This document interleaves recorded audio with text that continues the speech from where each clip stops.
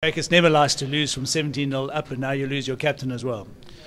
Yeah, Dan, I think that sums it up. We don't like to lose. I think in Springbok culture is we want to win test matches. And when we got a start like it, I think, obviously certain players probably looked at each other thinking, geez, how's this happened? Huge amount of emotion tonight for Gregan and Larkham. And then we got a great start. But I think, again, it just reaffirms what I've always said about being the national coach. You can't buy experience. And they proved it. They just kept chiseling away, and they proved again why there are 10 guys there who've won a World Cup. There are going to be guys in that team who are going to look at that tape and said we should have won this one. Yeah, I don't even think just those guys. I think everyone who's watched that game will say, geez, Dan, I think they should have won that game, And I think, as I said in the press conference, I think that we lost that test match. We weren't beaten. That's the one thing, I suppose, that hurts more when you're involved in international rugby. And the other thing, more importantly, I think it sums up 10 days ago when we landed here, we were going to be the whipping dogs and we were going to give a bonus point to Australia and we basically be also Rands. And I mean, when you look at the last move of the game, had the pass go inside to Brayton, we score under the poles, probably one of the best tries you would have seen in the whole competition. And then George gets the ball and kicks it into the touch. And that sums up for me as the coach where we've advanced to in 10 days, They were happy to get a win. Whereas, if you'd asked them that question after they'd beaten the All Blacks last week, they would have probably thought that, not them, but the Australian public would have thought it'd been one-sided. Something that's normally very good for us, our defence, especially our first-time hits, let us down a little tonight, would you say?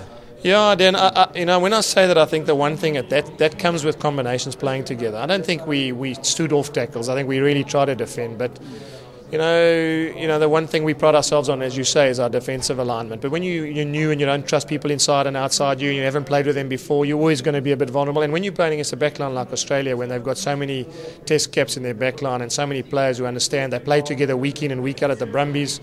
They bring in Mark Gerard, but he's played at the Brumbies his whole life, so he knows Stephen Larkham and Gregan and Matt Kitau and Mortlock. So even though he looks like a newcomer into their backline, he's been running those moves with them, week in and week out. And when you've got an inexperienced backline like we've got, Bevan, minimal amount of tests, Wayland in his second test match, JP with 5 test matches, it's always going to be a tough uphill battle. So, I'm not taking anything away from the fact that it's a very good Australian backline attack. We did concede 3 tries, and I suppose we're not happy with that, but we also played with about 16 minutes with 14 men, and that's always difficult at test level as well. And that's something you've got to eradicate. Oh, well, not just us. I think you said it on the TV show the other day. Every single one of these games has gone down to the last 10, 15 minutes, and every game's been influenced by a card. Carl Heyman's card in the All Black Wallaby Test match was massive, and tonight we had 2 cards.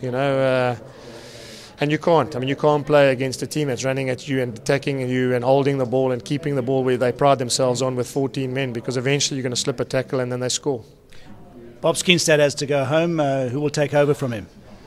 Well, obviously they don't have to talk and think about that, but we're fortunate enough. Gary's a captain of provincial rugby, Johan Miller's a captain of provincial rugby, Vickers has been a captain of provincial rugby, so I don't think we're going to be too short in terms of getting a leader. But I think the challenge is quite simple. Imagine being the captain in South African rugby against the All Blacks in Christchurch when they've just come off a loss, and you're obviously hurting because you've just lost a test match. So it's going to be a huge challenge for the poor guy who takes over. But I'm fully confident that the guy who gets the job will put his hand up and do as best as he can.